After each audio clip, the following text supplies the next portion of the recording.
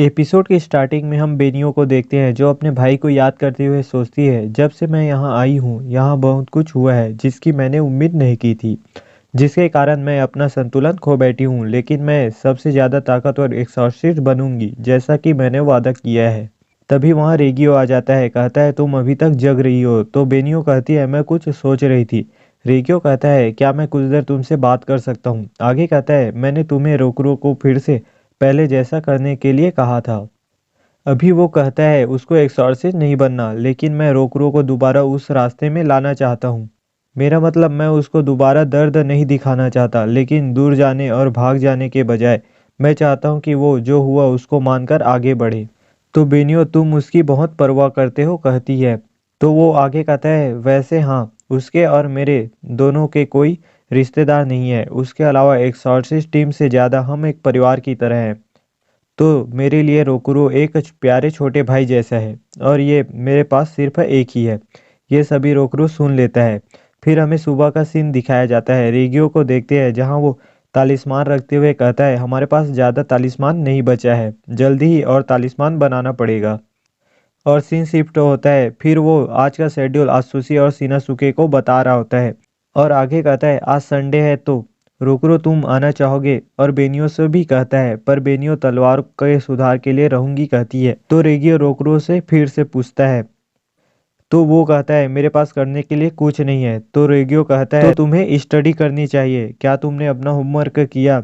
इसी तरह वो रोकरो को बड़े भाई की तरह समझा रहा होता है। तो रोकरो चिढ़ जाता है, कहता है मैं परेशान हो रहा हूँ। तो रेगियो कहता है मैं कह रहा हूँ क्योंकि मैं तुम्हारी चिंता करता हूँ।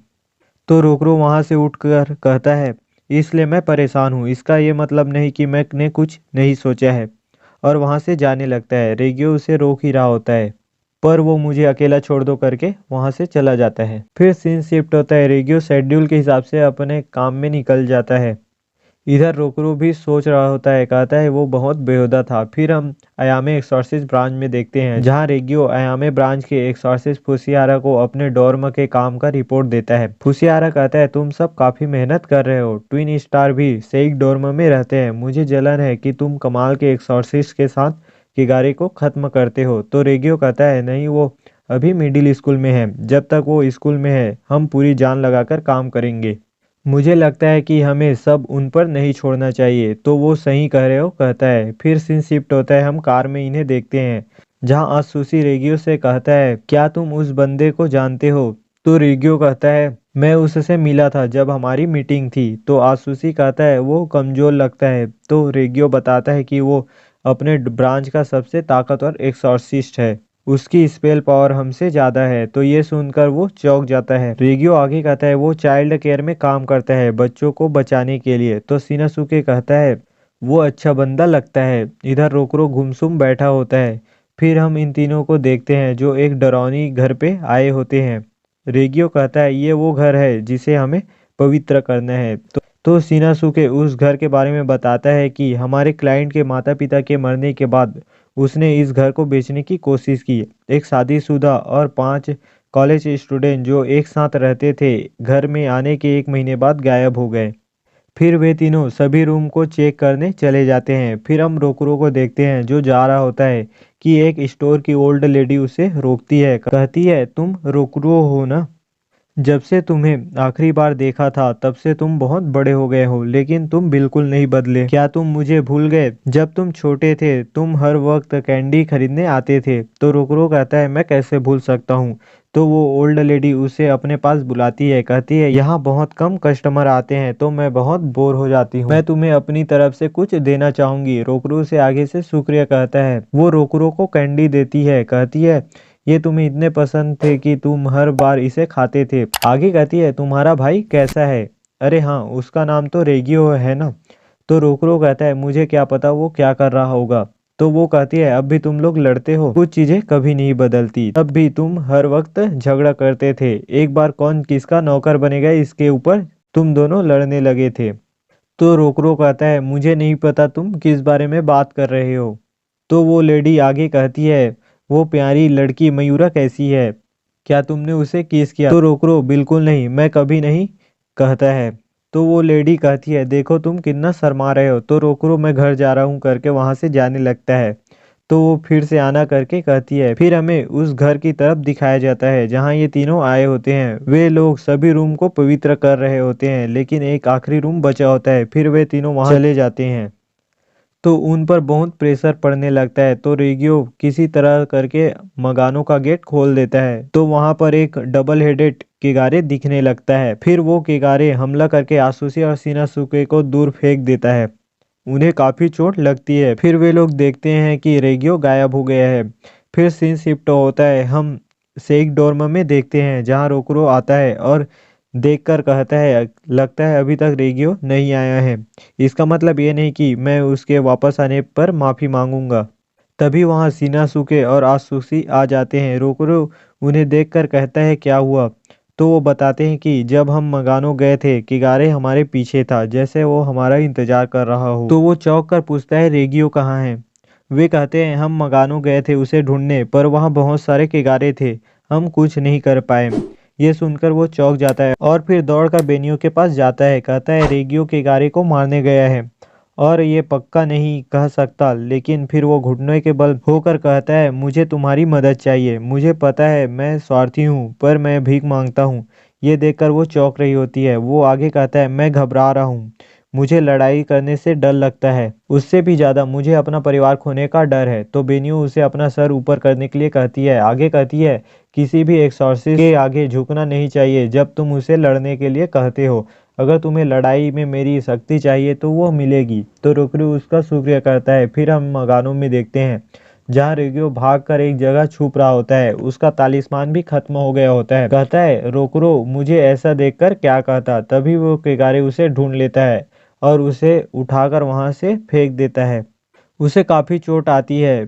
फिर वो केगारे कुछ टेंटिकल जैसा यूज करके उसके पैर के आर पार कर देता है और उसे वैसे ही उठा लेता है और फिर दूर फेंक देता है। आगे वो केगारे उस पर हमला करते रहता है। उसे काफी चोट आ जाती है। फिर भी वो हिम्मत करके अपनी तलवार उस डबल हेड के एक आंख पर मार देता है। फिर वो केगारे उसे पकड़कर खाने ही वाला होता है कि तभी वहां रोकरो आकर उसके एक हेड पर हमला कर देता है, जिसके कारण वो केगारे दूर हो जाता है। फिर रेगियो से कहता है, क्या तुम ठीक हो? और उसके चोट देखकर कहता है, तुम इतने लापरवाह कैसे हो सकते हो? तो वो कहता है, मैंने सोचा अगर मैं इन्हें मार दूं तो। और एक तालिस्मान जिसमें नौकर लिखा होता है उसे निकालते हुए कहता है, तुम मुझे अपना नौकर नहीं बनाते। तो रोकरो उसे देखकर पुरानी बातें याद करता है। फिर हम फ्लैशबैक में देखते हैं जिसमें रेगियो उसे कैंडी देता है। तो रोकरो उसे वही नौकर वाला तालिस्मान देता है। कहता है, मैं सबसे ज्यादा ताकतवर एक्सॉर्सिस्ट बनूंगा और तुम्हें अपना नौकर बनाऊंगा। तो ये देखकर रेगियो हंसने लगता है। तो रोकरो कहता है, मेरा मजाक मत उड़ाओ। फिर हमें प्रेजेंट में दिखाया जाता है जहाँ रोकरो कहता है, तुम ये अब तक अपने पास रखे हुए हो, तुम कितने बेवकूफ हो। तभी रोकरो के पीछे किगारे आ जाता है। तो रोकरो उसे ये कहते हुए मारता है कि तुम रेगियो पे उंगली भी नहीं लगाओगे। फिर वहां और छोटे छोटे किगारे आने लगते हैं। तभी बेनियो उन्हें मारते हुए वहां आ जाती है। वो डबल हेड किगारे अभी भी जिंदा होता है, लेकिन उसका एक हेड गायब होता है और वहाँ बहुत सारे छोटे केगारे आने लगते हैं। रेगियो कहता है, यहाँ बहुत सारे हैं। तो रोकरो कहता है, मैं बस जल्द खत्म कर दूंगा। बेनियो भी उसका मदद करती है और ये कह रही होती है कि मैं उस बड़े वाले को संभालती हूँ, लेकिन रोकरो उसे मारने के लिए पहले चला जाता है। पीछे से रेगियो उसे देख रहा होता है। रोकरो उस केगारे पर हमला कर देता है और उसे हरा देता है। रेगियो उसे देखकर सोचता है, जब तुम एक्सॉर्सिस्ट बन के काम करते हो तो कूल लगते हो। इधर बेनियो भी उन छोटे केगारों को मार देती है तो किनाको उसकी तारीफ करता है। फिर बेनियो रोकरो और रेगियो को देखती है। रोकरो रेगियो से कहता है, क्या तुम ठीक हो? तो वो हाँ कहता है। तो रोकरो कहता है, झूठे, अपनी हालत तो देखो। आगे वो सुबह के लिए माफी मांगता है। ये सुनकर रेगियो हंसने लगता है। तो वो चिढ़ कर कहता है, इसमें हंसने वाली क्या बात है? रेगियो कहता है, मैं सोच रहा था, ऐसा लगता नहीं मैं तुम्हारा नौकर जल्द बनूंगा। तो रोकरो इसका क्या मतलब है कहता है और उसे सहारा देने लगता है। ये सब बेनियो देख रही होती है।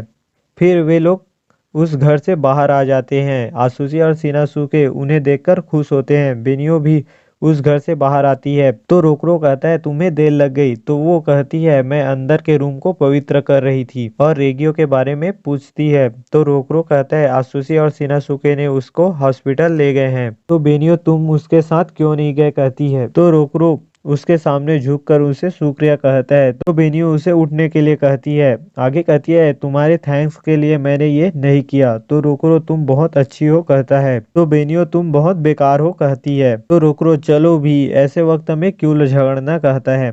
बेनियो कहती है, पर तुम जब लड़ते हो तुम बहुत अच्छे लगते हो।